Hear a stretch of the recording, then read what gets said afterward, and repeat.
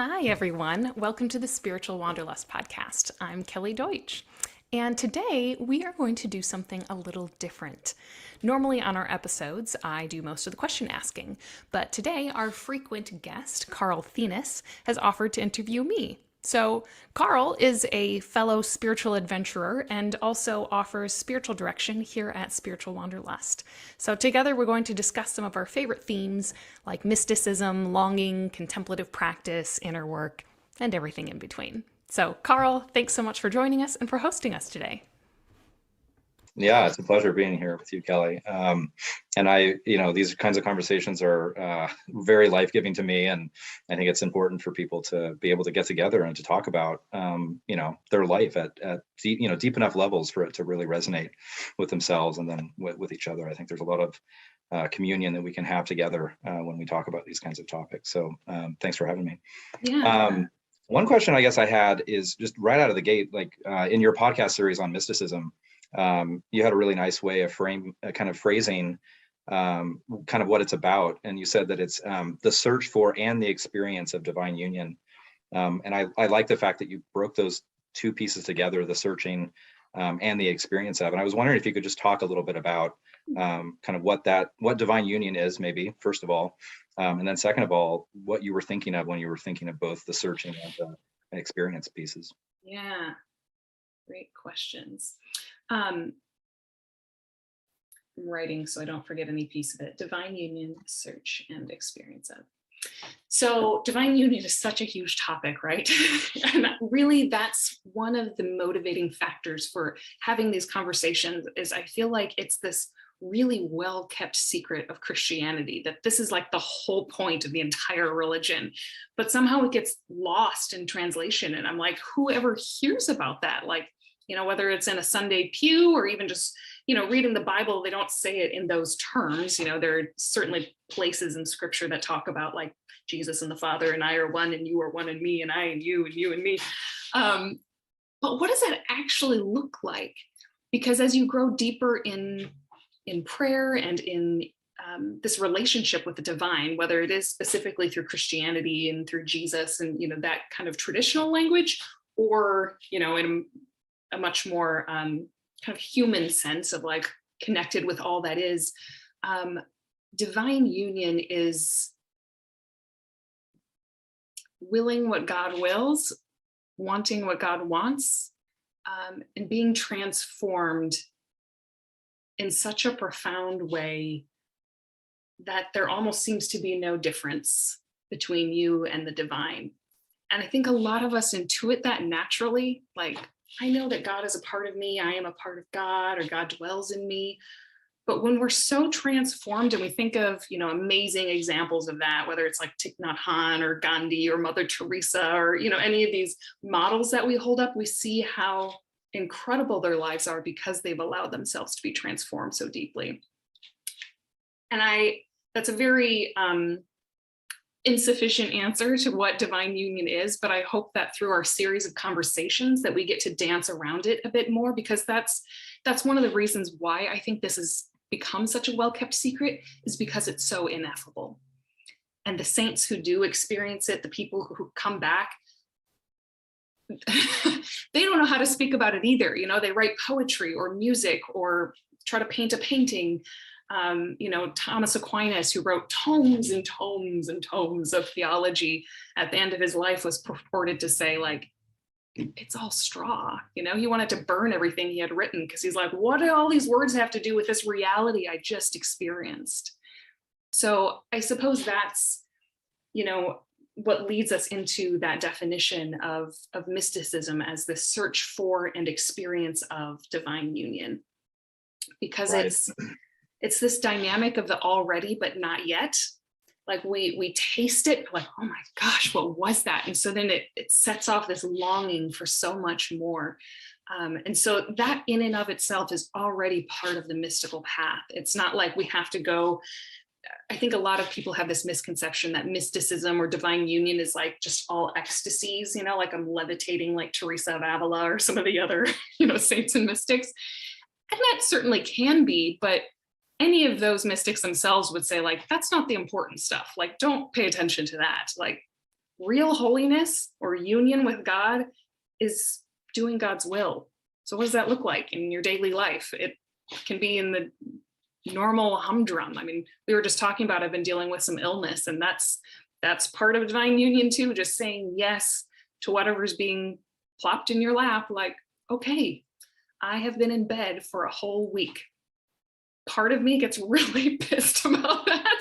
And then I have to go back into like, okay, this is what I'm being given. This is my invitation to divine union right now, saying yes to however God is showing up in my life. So search for, I'm longing for that all the time. I think a lot of us have had that thirst light us up. And then we also have those experiences of it where either in that wonderful beatific blissful sense of we feel so close to God and in union and oneness with all things, or it can also be in the difficult. It's in the crucifixion, the suffering. And I know we'll get into that more later as well. Yeah, no, for sure. Yeah, and maybe that's one of the benefits of kind of the mystical life, right? Is that it sounds so, otherworldly or kind of unattainable or strange, but the way you're describing it, right? It's in everything, right? It's in the joy and the wonder that we have when we're playing with our children, or we're looking at a sunset, or we're captivated by a particular, beautiful piece of music, for example. But it's also in the dark parts, So yeah, I mean, that sense of accepting the suffering of our life. Tell me a little bit more maybe about kind of what you're seeing in that space in terms of, suffering, right? I think suffering is such a hard topic. I think particularly in Christian circles, it's not always, strangely, right? From a Christian point of view, our Savior accepted suffering, right? And suffering was something that he redeemed. And so the fact that we don't always talk about that as a pathway to divine union is kind of paradoxically shocking in a certain kind of way, right? Where faith is not just an ever progressive kind of evolution and positive sort of experience, right? It requires us to, to fall down and then to get back up. And to accept, right, the brokenness of our life the way it is, because, right, clearly, I mean, things are not the way any of us would really want them, and there's always things that to be improved. And so to live in that ambiguity, I think, and to me, in some ways, is the mystical life, maybe. So I'm curious. One of the things I think you talked about in your mysticism series too was detachment. And I wanted to hear a little bit more about kind of how you're thinking of that word and how does that play into the mystical life. So much there.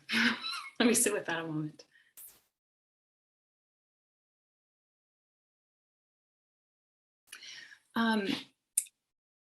Let me start with just a note on suffering, since you brought that up. And I feel like that's such a huge question and something we can certainly get more in depth into later as well. There are so many mystics who talk about the cross as their wedding bed, which sounds pretty mind-blowing. Like, what in the world does that even mean? But when we recognize that holiness, union, whatever word you want to use, is saying yes to whatever God is giving you, and that I love talking about, I did in that series as well, talking about the contemplative stances, like that fiat or that Marian stance that Mary took of saying, yes, whatever you send me. And that really is, as you were saying, like that's part of living in the ambiguity. And that's part of detachment as well, is being able to go from like this clenching, grasping kind of gesture into something that is much more open palmed before reality and says, okay, yes to this as well, even though it might be really uncomfortable, and even just the small inconveniences, being able to say like yes to those, whatever, getting stuck in traffic on my way to Portland and I hate traffic, and instead of like catching myself in that response and saying like, okay, can I just notice that I have volcanoes all around me right now? Like, this is mind blowing. So it's like in the little things, but also those big things, whether it's health or losing a loved one or just life being turned upside down by the pandemic and all of these things. These are the things that really stretch us. And so that's one of the ways that in the Christian East, your own tradition, calling that kenosis. It's kenosis leads to theosis, right? That's kind of our core thesis here, is that crucifixion leads to resurrection and transformation. So all of that suffering can be a really good and beautiful thing when we allow it to not just break us apart, but break us open into this kind of open-handed stance. Yeah, that's a beautiful way of putting it. Not apart, but open, right? Vulnerable. One of the things I remember, I think it was either in your book or in one of your podcasts, you talked about using surfing as an analogy, right? For accepting, like in terms of accepting, right, your life as it comes to you. Because, right, from an addiction recovery perspective in AA, right, we talk about you have to accept things, right, as they are, accepting life on life's terms. And that's extraordinarily difficult thing to do for most people. And I think in some ways, maybe the mystical life is learning how to do that with ever, deeper levels of grace and forgiveness, not only for yourself, but for the people around you. And when you brought up surfing in that context, I was reminded of C.S. Lewis in the book Perelandria, right, where he talks about the lady in the book talks about how, right, she's learned to accept the waves that come to her, right, and that whether to drown in them or whether to rise above them is a delight either way. And so to have that detachment, right, from the outcome, not wanting the wave to do any particular thing other than to be itself, in the story at least, gives her the freedom, right, to be herself in it. And it also reminded me a little bit of like Psalm, I think it's Psalm 88, where it talks about like your waves have washed over me, right? And that ties into suffering too, right? Because the waves of our life sometimes are buoyant and beautiful, right? And they're beautiful, but often they're tumultuous and filled with all kinds of things that are scary, So that kind of leads me into another question. I wanted to ask you a little bit about fear. Partly because it's something that I've struggled with in my life and in sobriety and just in the spiritual life, of just as you unpack, right, the things in your life that are getting in the way of you being your best self and of being open to divine union. There's so much fear in us, right? Fear of the things that we know we should do or think we should do, the fear of other people, the fear of our circumstances. And I wanted to hear a little bit kind of how fear fits into the mystical life. That's a good question. What immediately comes to mind for me is just how our interior life works. And I love using this framework. Have we talked before about IFS, internal family systems? I can't remember. I think so. I love IFS. Okay. I think it's amazing. So good. I really love using that as a model of the interior life, because in the bare essence of things, it just says we have a multiplicity of parts inside of us. You can think of it as like we have all 9 types on the Enneagram. We have all these archetypes. We have all, we all have we have our people pleasing part, and we have our inner critic, and we have like our nurturing, caring part. And, we all have these various parts, but we develop them, as a way to adapt and cope with life, like both the good and the bad.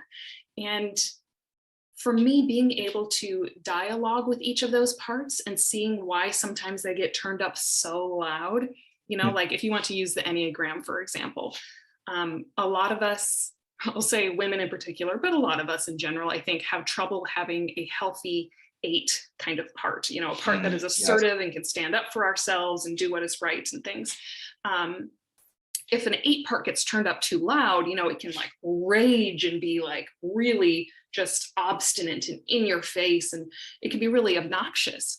But a really healthy 8 part actually is really important to be able to set healthy boundaries and just say like, well, this is just what we got to do, folks. So for me, I know this is kind of a long roundabout way of answering the question, but for me, it's looking at these various tendencies we have, whether it's like my 8 part explodes, or I have like a 2-ish part that is so people pleasing and just can't stand up for myself, or, whatever it is, to be able to dialogue with each of those parts of me and say like, what are you really afraid of under there? Like, what are you afraid is going to happen if you don't please these people? Or if you don't use this method of like exploding and raging against the night or against whatever it is, that feels like is such a crazy injustice, what might be another tool? And so for me, fear is fear is something that we all have because we've all, I mean, we live in a very imperfect world. And so there are going to be things that trigger us, hurt us, wound us, traumatize us. And finding ways to engage with those parts of us and not disown them and say like, no, I can't rage, but say like, okay, I see this as part of me. I mean, it's all like doing shadow work, right? Being able to recognize these parts, like that is me too. Like I can look around and say, everything that is human is not alien to me, is a paraphrase of Terrence, I believe. You know, and to be able to recognize, you know, a serial killer or, you know, the president that I don't particularly like at any given point in time, or, you know, whatever, Putin, whoever it is, to be able to say like, there, but for the grace of God go I. Like, I am capable of all things that are human, both the negative, the dark, and the light. And I think it's important to be able to bring all of those home to ourselves, both so we can have compassion for ourselves and work through those parts of us that have such fear, which leads to the extreme behaviors, but also have such more compassion for those around us and, you know, why others are doing things that seem so incomprehensible to us. Right. Yeah, for sure. You mentioned tools. And I was thinking too that I think, you know, it's hard, I think too, when you think about like mysticism or the mystical life or the contemplative life, or even just the spiritual life in many ways. It's hard to put a boundary around what that even is. And so, you know, I think you had mentioned at one point talking about finding your practice, right? And so I was curious, like, if you could talk a little bit maybe about what some of your practices, but just in general, you know, if somebody was going to ask, you know, well, how do I get started, or what should I do, right? And we tend to be a very pragmatic culture, and we like checklists, and learning how to divest yourself of the addiction to those is part of the mystical life, but you know, you get there eventually. Right. But it's, I think, but in a more serious way, it's also nice to have, right, you have to have a sense of grounding, partly because we're embodied creatures, right, and we live in the world, and we have to, and if we're going to be present to it, it means we have to be here. And so the ways in which we can be present, I think, take form, right, in very specific practices, whether those are, you know, prayer or services or whatever. So I was curious if you could talk a little bit about maybe practices that you've done that seem to help, maybe practices that had worked for a while and maybe didn't, and just in general, kind of how that evolves over time as you're leaning into this. Sure, absolutely. So one of my favorite spiritual directors that I ever had, I might have said this in the videos before, he told me the best prayer is the prayer you can pray. And I love that. So true. So when people ask me, you know, like, where should I get started, you know, or oftentimes people will come to spiritual direction and feel really anxious that they can't meditate or, you know, do centering prayer. Like, I'm trying to do my 2 20-minute sits every day and I just can't get myself to calm down. I'm like, okay, let's take a step back, take a breath. Where do you feel most connected to God? Where do you feel most grounded? That's where I always recommend people begin. Like, take a moment to consider that. Like, is it having your coffee quietly in the morning? Is it taking a walk on a trail somewhere? Is it, you know, I have one woman who loves horseback riding. That's like her thing. And that's wonderful. Like, any of those things can be spiritual practices when they connect you to the divine. I think the key in any of those is then having again, that stance, that kind of Marian stance, and that enough stillness so that you can notice when the spirit starts to tug you deeper. I think that's really that key. And it's so subtle at first, you know, that transition from meditation into contemplation, in traditional Christian spiritual theology anyway. Meditation being much more of like a mental practice or something that you do. Like, I'm going to, whether it's Lectio Divina, and that's something that I loved for a while. I would just devour scripture, you know, I just love to meditate. Or sometimes, you know, just like a good spiritual reading. For example, there's this one book that I recommend to people frequently on John of the Cross. It's named Impact of God by Ian Matthews. And I remember the first time one of the sisters in the community that I was in recommended it to me. I picked it up and it like didn't really do anything for me. The second time that I picked it up, like a year later, I prayed with a table of contents for a week. Like, it was just those words alone. I was like, oh. Like, I just need to stop and stay. right here. And that, to me, whatever your practice is, whether it's walking out in nature or having your morning cup of coffee or just sitting and listening to music, to attend to those inner movements whenever you feel a slight tug, and then just stop and stay. And it could be, it might be 30 seconds and you're like, okay, like I'm going to move on again and play the music or, whatever it is. Or it could be, the rest of your half hour sit, I mean, it's not up to us. Again, that's that surfing analogy. We're not in charge of how big these waves are or whether or not they come. What we're in charge of is just being attentive. Like, oh, I can feel the swell. I better start paddling. Like, see how long I can ride this, so that we can have that same receptivity and sensitivity, in a sense, to divine movements. And so I've used a wide variety of spiritual practices in my lifetime. As you kind of insinuated there are definitely chapters where some work really well. And then after a while, it's like, yeah, that doesn't do anything for me anymore. Like, I used to love the rosary. Oh man, just, I would do laps around that thing, meditating on the life of Christ, or sometimes I'd like just insert my own kind of mysteries of the rosary. Or yeah, when I was ill, one of my good monk friends made me a chakki, like, and just another kind of prayer rope. And that I felt like was what was like pulling me out of the pit of despair. I'm like holding on to my chakki with dear life,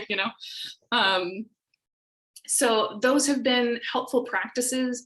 Now I feel like any words don't really do a whole lot for me. I just want to sit in silence, and so I might lie in the grass and soak up the sky, or spend the first 20 minutes when I wake up in the morning, just being still, lying in my bed. Even just like sitting with my cat, just being, my daily nap, is, I remember when I described it to someone, I was like, I don't always actually fall asleep, but it's just, enough for my body to kind of just exhale. She was like, so you mean meditation? Is that what you're actually doing? Well, I suppose I tend not to use the word meditation, because I think a lot of people, think of a very specific thing. Like, okay, I'm going to sit down, I'm going to pay attention to my breath. I'm going to try to let go of all my thoughts, let go. But there's so much trying. Yeah. Right. There's still, it's kind of that whole paradox of, trying to make your ego defeat your own ego or something. So yeah, it's much easier for me to just have a time to just be. Yeah.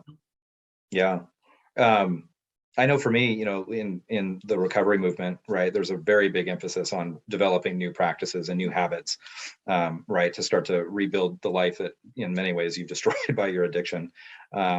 Right. And so you have to relearn a lot of patterns of just how to function in the world, right, without the crutch of your addiction. And one of the things that I personally have found, and I think this is, pretty fairly true for most people in that scenario, is that it's difficult to do that without a community or without, right, a larger group of people, which, and we, again, in a strange paradoxical kind of way, is that if you ask most people, what do you think of when you hear the mystical life or mysticism, right? To your point, right, there's this idea that it's just you in a room silently meditating or doing something quiet, right, by yourself. There's a very individual kind of nature to that. But that doesn't seem to be true at all if you read the lives of the saints or really of anybody, right, who has achieved some level of spiritual maturity. Is that, yes, they may live their life and have practices, right, that are very, solitary, maybe, let's say, but they're not disconnected from anyone. And in fact, right, those practices may, in fact, make them more connected to people at a much deeper level. But then even practically, again, right, having a community of people around you, and whether that's a church or AA or whatever, right, it's almost like it's an essential element of what it means to be somebody who wants to live a mystical life. Is, again, you need people around you. So I was curious, you've been a nun and you've lived in a convent, and you're recently married, and right, you've had a number of different kind of living arrangements and different structures in your life. And I was curious if you could share maybe a little bit about what you've learned maybe in communities as it relates to the mystical life. Great question. Community living, I find, and I'm pretty sure this is why, a lot of mystics and the church itself teaches this is such an important part of the spiritual life. community life is really where you learn virtue. And that's where the rubber hits the road. So you might have these wonderful ecstatic experiences in prayer, but if you walk out, or like your son interrupts you and you're like, shut up, I'm meditating, like, clearly Yeah. there's some sort of disconnect there. Like, okay, if I am not becoming a more patient, kind, compassionate, all embracing and welcoming and hospitable and also courageous and bold, or like, if I'm not growing in virtue, then I'm not growing in holiness. I'm not becoming a more spiritually mature person. And so community is really where all of that gets hammered out, because one of my close friends was like, Kelly, I used to believe I was so holy, and then I got married and had kids. It was just like, oh man, I am just constantly failing. And that's, kind of looping back to what we were talking about before, the suffering, the failures, those are so much of where all of this spiritual life is hashed out, is in all of the difficulties and the day-to-day kind of sandpaper of our lives that isn't always very comfortable. When you just have difficult personalities, or you're tired, everybody's tired, your kids are tired, your spouse is tired, and even in the convent, it's very easy for people to think like, oh, well, monks and nuns, they've dedicated their whole life to prayer, so clearly, they must all be very holy. And like, no, Nope. like, we're so very human, and there's so much dysfunction and monasteries and convents, they might not air their dirty laundry out into the public, nor is it always appropriate, but they're still very human. We all bring our baggage with us. Mm-hmm. And so using those opportunities, just the image that comes to mind was me in Rome. And I remember I was talking to a friend of mine who was in another community.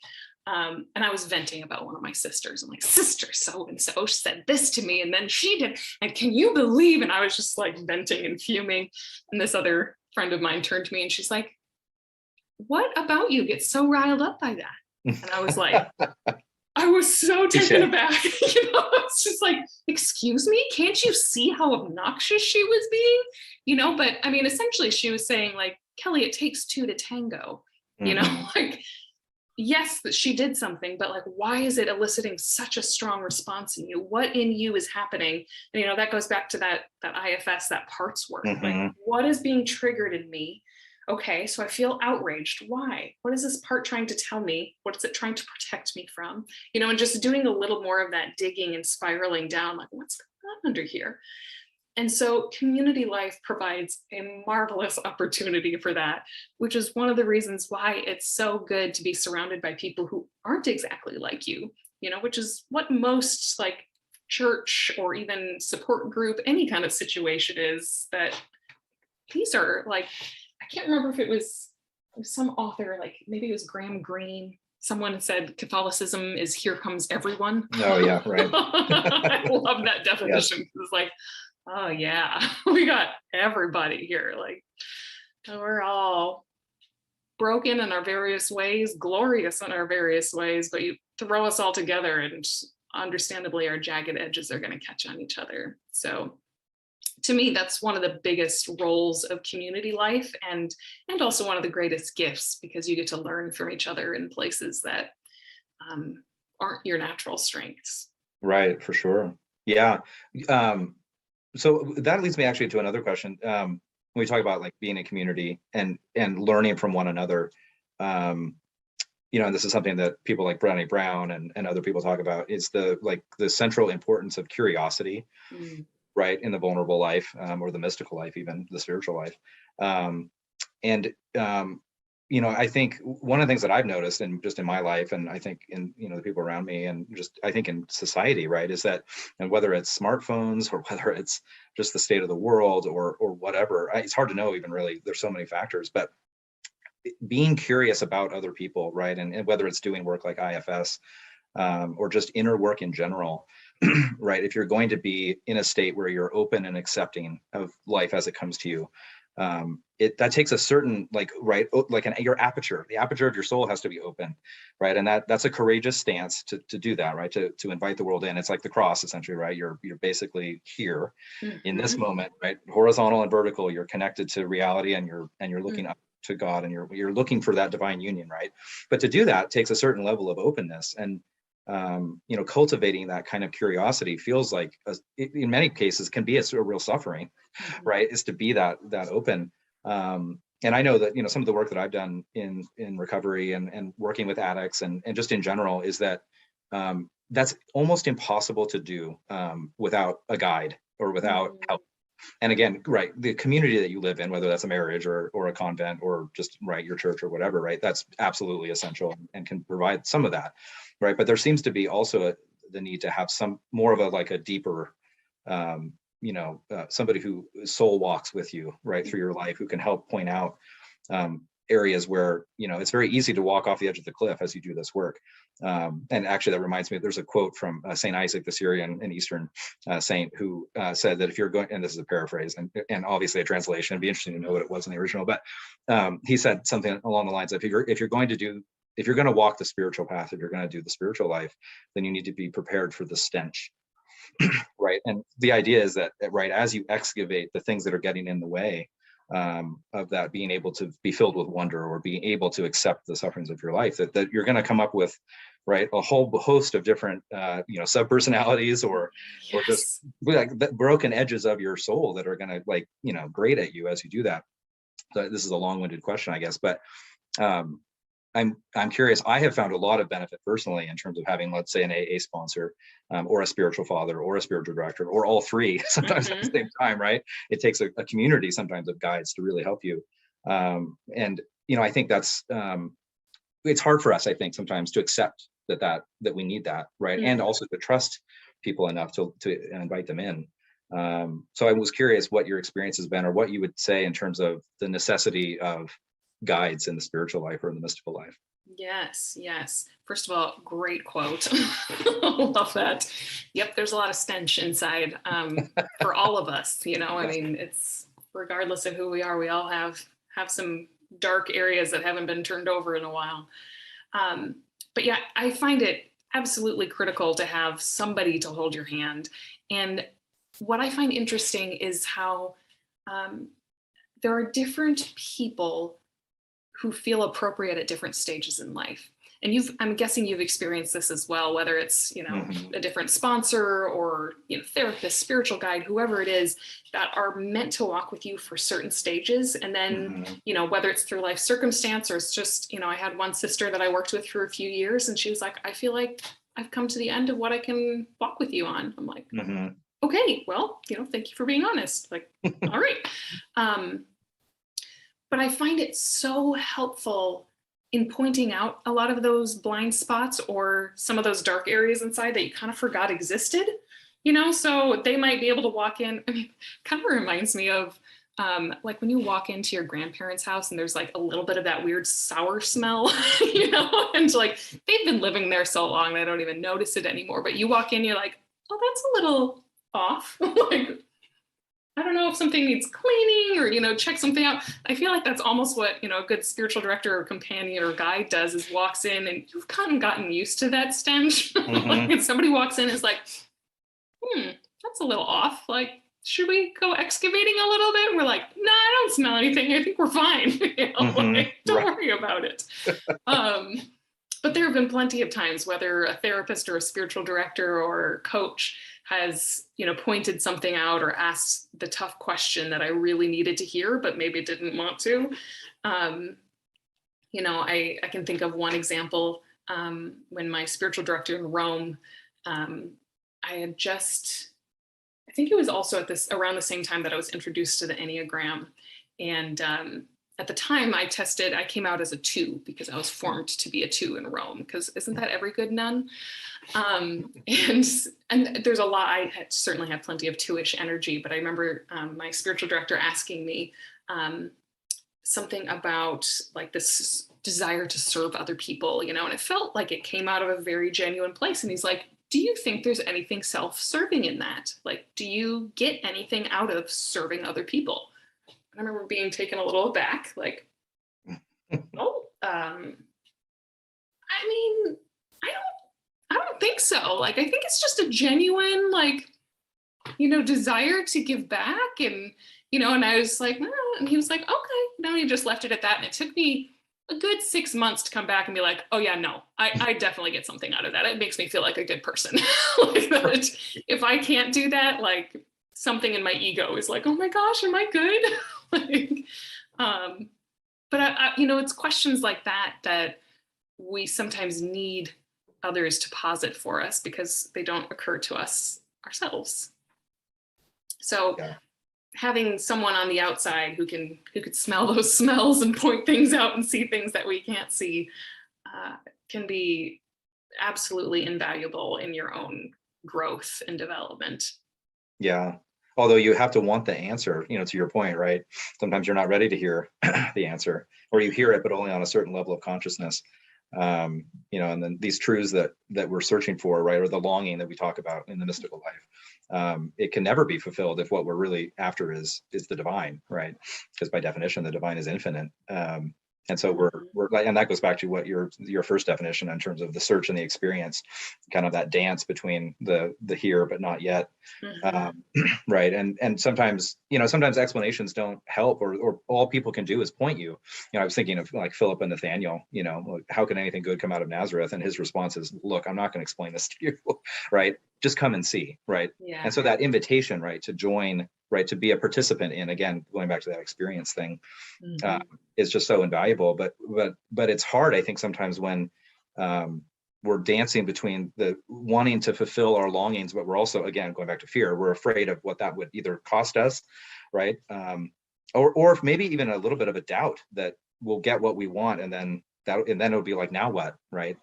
And so it's that strange relationship that we have with God, where he's always wooing us forward, and giving us little foretastes that we can bear, right? And I think, for me, one of the things I was thinking about the mystical life is that, again, it's like that sense of openness, right? That we're containers, we're earthen vessels, right? As St. Paul says, and we can't contain, right, the grace that God has by nature, but we can definitely participate in it. But we have to be willing, right, to allow our container to be big enough so that what we want, or that longing or that desire that we have, can at least have some sense of consummation or fulfillment. And so, yeah, the other thing I was thinking too is that the Greek word perichoresis, the circle dance, right, with some of the church fathers, that was their way of describing the Trinity, right? And so again, it's that sense of, and when we're talking about the mystical life, either on your own, doing your own work, or in a community, or with a guide who's helping you, in all of those cases, right, there's that dance of, again, right, we're drilling deeper and deeper in, we're giving more and more of ourselves, we're able to hear the truths of the people around us who are saying things. And I think was it Dostoevsky or Nietzsche, I can't remember, one of them said something along the lines of that, you can tell the character of a man by how much truth he's willing to tolerate.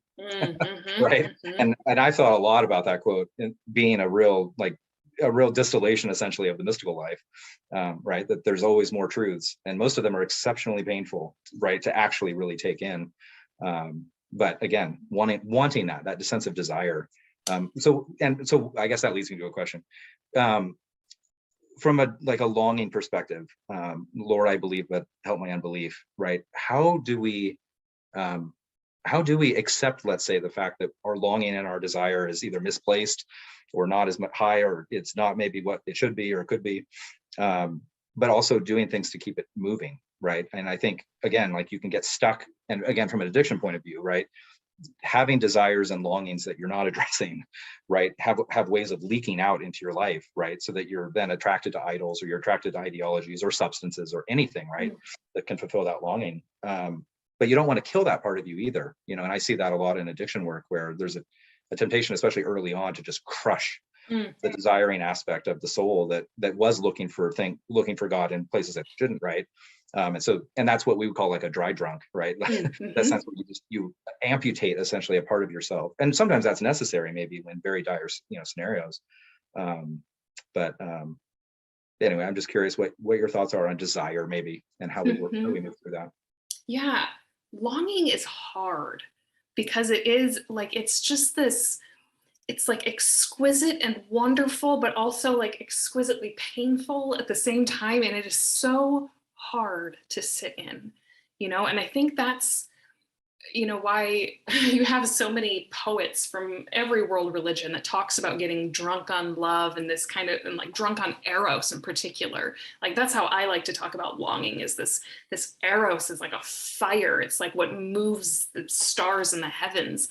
And understandably, when you have that kind of jet fuel like inside of your very soul, no wonder it's so potent, and it's so difficult to like, I don't know, it's like being in a car, like you're in a race car and somebody is revving the engine but hasn't thrown in the clutch yet, and you're like, oh my Yeah. gosh, it's just so potent that we're like, I think I might die if I don't have some sort of like release outlet for this. I don't, like, what do I do with this? And so I think it is very easy to turn that toward created things, as Augustine would talk about, like whatever those things are. I mean, and it can be your typical addictions, that we're used to thinking of, like, okay, drugs and alcohol and pornography and whatever. But it's so easily other things. Like, how many of us are addicted to control? I think 100%, Yep. I mean, like, Guilty. yeah, it's so easy to, I mean, when things feel out of control, that's the one thing we want to do, is like grasp some sort of control. And even if it's just like, I need to clean my house and organize everything, or I need to start bossing my kids around more than maybe is really necessary, or my spouse, or take control of things at work. So I think it's very easy to do that. The key then is really to pause. So much is in the pause, when we are able to stop in the midst of a reaction and say, whoa, time out, what's going on here? And sometimes it's hard to do in the exact moment, but even if, doing an examine at the end of the day, we can review our day a little bit and just see, like, examine our reactions, like what was going on there? Or, if you want to go with the more traditional addictions, like, okay, I really wanted to drink this afternoon. Like, okay, what happened like immediately preceding that? And to be able to start walking through those things, like, okay, what was I actually longing for? Like, what was my discomfort? Was I looking for, some sense of release? Was I, really anxious and I just need something to take my mind off and numb out? Is it like to start doing that spiraling down and looking underneath? And that's where all of that inner work comes in, whether you're doing it on your own or with someone else, is to really examine what's underneath all of our smaller longings that are pointing to something greater. Right. I like that phrase, the leaning into the pause. That's a beautiful one. So hard to do, though, right? To accept the silence of that moment. Yeah. What a relief, though. Okay. Yeah. No, I was gonna say, what a relief it is, though, especially if you're Yes. addicted to control, right? Or if you desire a certain outcome based on your current, state. Usually we don't want what we really want is something different than what we think we do.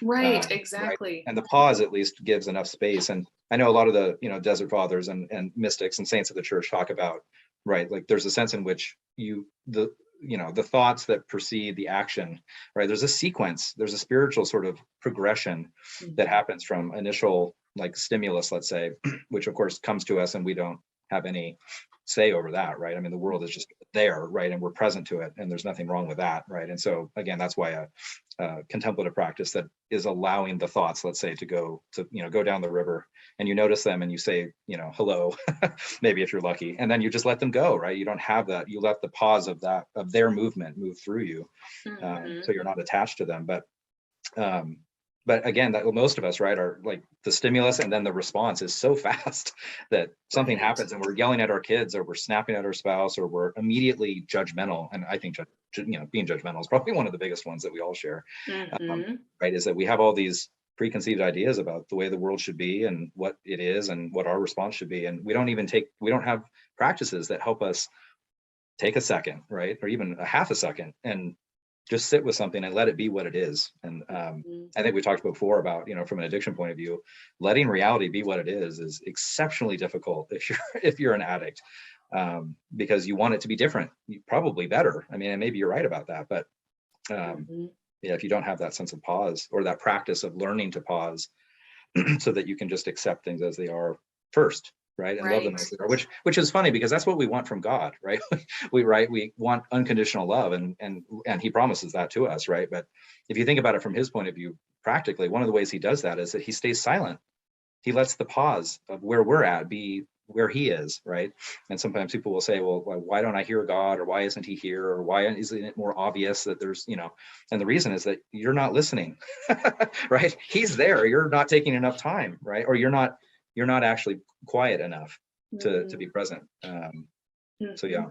Yeah. I'm sure you're familiar with that Viktor Frankl quote, that between stimulus and response, there is a gap, and in that Yes. gap lies our freedom, and I love, I quote that whether I'm talking in spiritual direction or I'm talking in like corporate boardrooms and doing trainings on leadership, because Sure. so much is, it's like, mind the gap, people. Like this is, if you've ever been over to England, and you go into the tube or something in London, you'll hear when you're getting off that like the gap, and they're always like, mind the gap. And that's always what I have echoing in my head, is to just mind the gap between whatever is coming at you, whether it's like, I remember once, I think it might've been my very first niece. I think that's who it was. It doesn't matter. She spilled something on the floor, spilled her juice, let's say.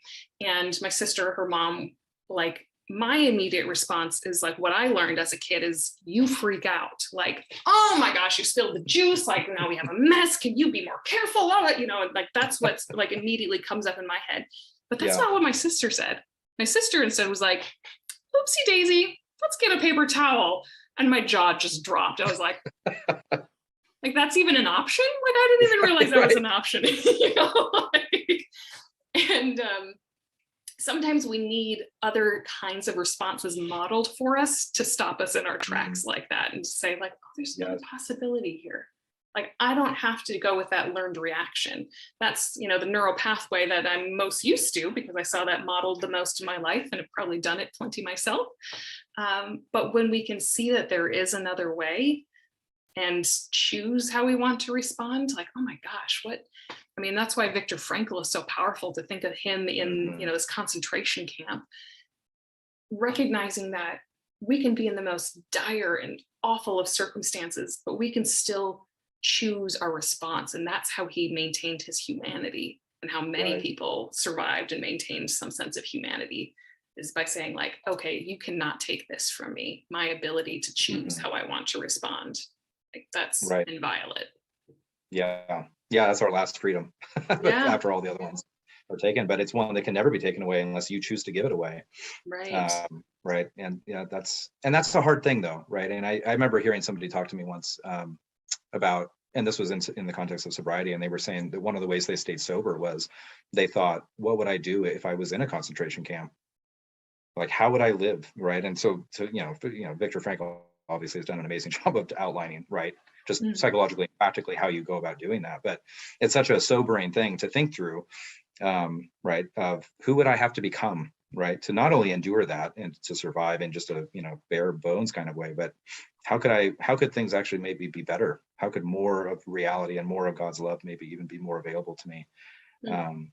That's hard work, right? And that's yes, I know. Have you read Walter Chizik? He's written, He Leadeth Me is his first book, and then With God in Russia. And he was a priest who was captured and kept in solitary confinement in Russia for a long time. But like that, to me, we talked a little bit about detachment before. He has just such a marvelous example. You want to talk about like someone showing you that there's another way to respond to reality. Like, oh man, when he was in solitary and he just was able to say like, okay, like kind of to like whatever was happening, which was just so mind-blowing, because at the beginning, he was so concerned with like, okay, well, what's the right thing to do? And morally, like, for example, they asked him to go undercover into the Vatican as a Russian spy. And in the moment, he was like, I felt like I was supposed to say yes. So I did, and he's like, I wasn't concerned about it. I just was like, this is where I feel called to go. And if this is what God wants me to do, he'll take care of it. And then it came like the day to leave and to actually go. And he was like, no, I'm not going. Like, he just ended up, and he was like, I just had to respond to what I felt led to in the moment. And I knew I'd probably be punished for it, but that's what I needed to do. And he just had such a freedom and detachment about it. Like, man, like if I could Yeah. do that in my daily life. Right. Well, and Much, that's why we need to practice it in our daily life, right? yes. Because we don't like, who would you become if you were in that scenario is predicated on who you've been, 10 years ago and last week, right? Mhm. Like, and so for me, and to bring up like IBS for a minute, or Mhm. IFS, right? Is that like, I like to think too, and this really helped me in sobriety, was to think, one thing is that you have to get out of yourself, right? And start to learn to, to realize that other people matter and that you're not the only person who matters. But also just internally, right? That there's multiple versions of you, right? If you think of yourself, if you take, if you step out for a minute, and you look at at your timeline of your life, is that there's as many versions of you as there are moments, right? And so there's a ton of versions of you in the future that are waiting for you today to become who you could be, right? And they're in some ways maybe praying for you. There's like a mystical element almost to your own personal life in that sense, right? And that if you get the sub personalities, let's say, in the present moment aligned, so that they're serving the highest good, and that you're the Christ self that's within you, right? That truly is in communion with God, whether you know it or not, right? Is that version of you is the one that's starting to, create the order that's necessary for you to be a fully flourishing person. Then all of a sudden you're free, right? To switch and change your decisions, or to make better ones, right? And you're not compelled anymore by your environment or by your programming, or right, so many things. And then again, that sense of riding the wave of your life as it comes to you becomes something, it's not so difficult anymore if you're out of your own way. Right. Yes, um, yes. Yeah, that's why I love that image for IFS, or your internal life, of like yourself with capital S, your true self, Christ consciousness, whatever people want to call that. That divine spark is the orchestra conductor, and all the other mhm. parts are like playing these various instruments. But the problem is sometimes, like, the woodwinds stage a coup d'etat, they're just like, we're taking over and we're gonna, Yes. it's like, no, no, you're not in charge, actually. Like, at this point in life, we need a little more strings. Like, violins, can we hear a little more from you? Woodwinds, calm down, okay? And like, it's the conductor who says, and that's, again, in the moment, like, you don't have to, these parts don't have to work so hard. Sometimes, Mhm. I mean, to go back to some of the examples we used before, sometimes the people pleaser part of you is like really loud, and you're like, okay, we need a little less of you right now. I actually need my assertive part to stand up right now, because Mhm. I need to hold a Right. firm boundary. Yep. And so I'm like, shh, you over here, I need you to calm down a little bit. You do a great job when I need you, but now's not the time. Like, Right. now's it, not, yours time to shine, assertive part, strings, whatever you are. But it makes it so much easier when you have that groundedness in your true self, who can call those shots and decide which parts of you, is meant to make this wonderful orchestra, this symphony Right. of your own life. Yeah, no, that's beautiful. I love that idea of the symphony. Yeah, because right, the harmony that we hear in music that is so compelling, right, and it's so transcendent and such a mystical experience, really, especially for music that particularly grips you. Right, it's a participation in that dance, that perichoresis, right, the dance of life as it is, right. I mean, it's happening all around us. That music, the harmony of reality, and again, it goes back to the acceptance of the things that are in your life, and being willing to invite those discordant sort of notes that we experience, and to invite them in, right, and to have them be part of it, so that we're not the conductor, right. You can't control the music, right, and if somebody makes an off note, you have to just roll with it and somehow find a way to fit it into the overall structure, and that takes a certain, right, detachment, and then but also like loving acceptance, right, that the errors and the beauty can all, there's nothing's lost, right. Mhm. If you're really centered on and grounded in who you are, there's nothing that, and that to me is, I mean, the intuition, I think, of that truth is the beginning of salvation, right, the trust that we can have in God, that right, that at the end all the tears will be wiped away, and that all the sorrows of our life not only will not be for nothing, but they'll be part of the story, in the same way that Thomas wanted to touch the hands and side of Jesus, that right, even in his resurrected state, Christ still had his wounds, and they were in fact what made him even more amazing, right, that it wasn't just some demigod or ghost or whatever, it was their Lord, it was their friend who was standing before them, right. And I think that's, and to just circle back, I guess, on suffering, is that, there's probably a reason maybe that the mystical life is led by the people who seem to have gone down that road so well are people who have so many wounds, right? That our wounds in many ways are our ticket into that life. And maybe that's one of the things about the world as it is today, with the state of the world and that it's in, is that there's so much suffering. I mean, there always has been, right? But it's more and more evident, I think, to all of us, right, that things are not as they should be, and that things that are happening in the world are in desperate need of prayer and of people, right? I think you used the phrase in one of your either your book, it might have been one of your podcasts, about being a love warrior, which I love that phrase, that idea of like, again, warriors and lovers don't seem to mesh, but in the mystic, right, they literally are the same person. So balance, right? The warrior spirit, the lover. Yes, I know. It's all those paradoxes. That's the tough part, is living in the tension, And again, that's, I feel like, one of the underlying themes with longing and the already but not yet, and learning what it is to balance. I don't know. How do we find that sweet spot, or as T.S. Eliot calls it, the still point of the turning world, that intersection point between the spiritual and the material, the vertical, the horizontal, the one and the many, these just fundamental tension points of reality. But that's where the spark is. That's where the life is.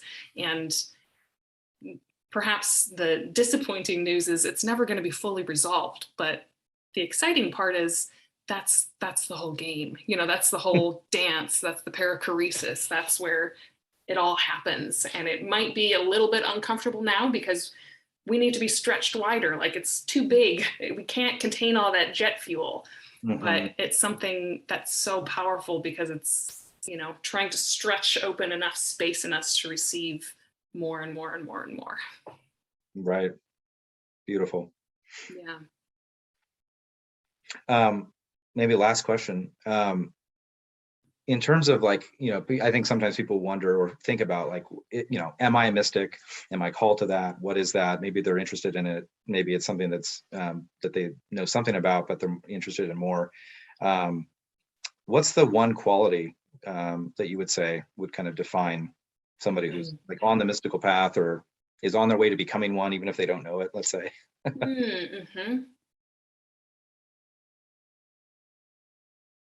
I think those two qualities that we've been talking about here, of both longing and detachment. Longing, because that longing is not just something that we came up with on our own. Like, it's something that's been planted in our heart and is part of the divine longing in us. So that's already part of divine union. It's not just leading you towards it, it's part of God already being in you. So that's something that it's like, if you feel this longing towards this unnameable something, like that's already the beginning of the path. Like, you're already on it. Like, keep searching, follow it. And then that other, the detachment, you might also speak of it as liminality, like living in those liminal spaces, but being okay living there, as you learn to adapt that receptive stance, that fiat, where you just say, I'm going to accept what life is sending me. That allows you to live with so much more freedom and detachment, where you say, like, I don't know, like, it's just remarkable to me how much it can change your day-to-day quality of life, even, when you're able to just like not get so angry at the world, or so anxious, or have such intense responses to things, or I like to call double reactions, when we're not just anxious, but we're anxious about being anxious, or depressed about being depressed. But I can just say, like, okay, I'm feeling anxious today. Like, this is rather uncomfortable. How am I going to live with this? Like, do I just need to go binge watch Netflix? Like, sometimes that's okay, like, if I'm doing that like 48 hours a week, well, maybe not. But, like, if I need that to just get my body to calm down enough to be present, okay, that's fine. And so being able to have that open-handedness, that freedom, I think, is one very telltale sign that someone is growing spiritually and probably has got some mystical intuitions. Yes. Beautiful. Yes. Yeah. Well, thank you so much for this conversation. It's been fun being on the opposite end of the podcast. For sure. Yeah, it's a Yeah. joy. Yeah, wonderful. Well, I look forward to our next conversation as we